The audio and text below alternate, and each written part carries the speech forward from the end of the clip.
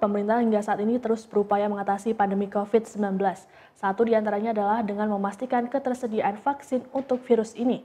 Terkait hal tersebut, pemerintah mengadakan kerjasama dengan 2 perusahaan asal Cina dalam pengembangan vaksin.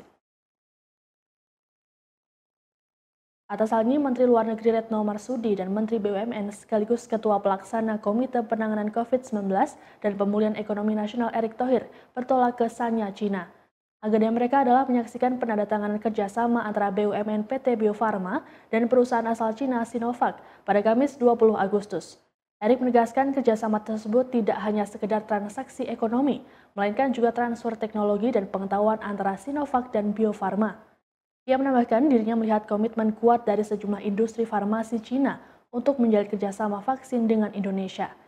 Selain pertemuan dengan Sinovac, Indonesia juga tengah menjajaki kerjasama dengan perusahaan farmasi asal Cina lainnya, yaitu CanSino Biologics dan Sinopharm. Sebelumnya, Menlu Retno menyatakan dokumen kerjasama yang telah diteken oleh kedua perusahaan farmasi itu berisi tentang kesepakatan tentang komitmen ketersediaan suplai bulk vaksin hingga 40 juta dosis mulai November 2020 hingga Maret 2021.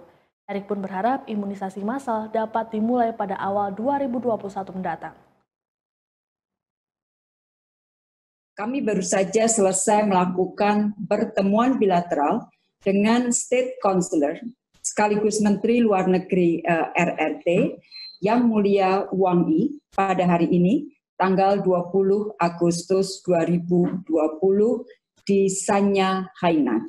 Kami berdua juga diutus Presiden untuk menindaklanjuti beberapa kerjasama bilateral, termasuk kerjasama di bidang vaksin dan kerjasama di bidang ekonomi lainnya ke dua negara sekaligus, yaitu ke RRT, sekarang sedang kita lakukan, satu lagi adalah ke Uni Emirat Arab.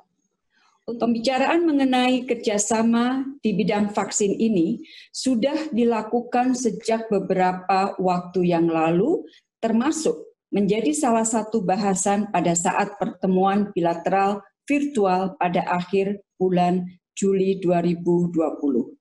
Kalau teman-teman ingat, prinsip-prinsip mengenai pentingnya kerjasama vaksin ini juga telah saya sampaikan di semua pertemuan internasional dari sejak awal pandemi terjadi.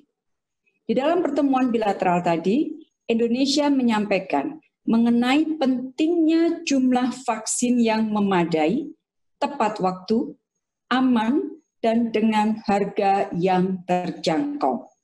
Indonesia melihat adanya komitmen kuat dari sejumlah industri farmasi RRT untuk melakukan kerjasama vaksin dengan Indonesia, dan kami juga melihat komitmen pemerintah RRT untuk mendukung kerjasama tersebut. Terima kasih sudah nonton, jangan lupa like, subscribe, dan share ya!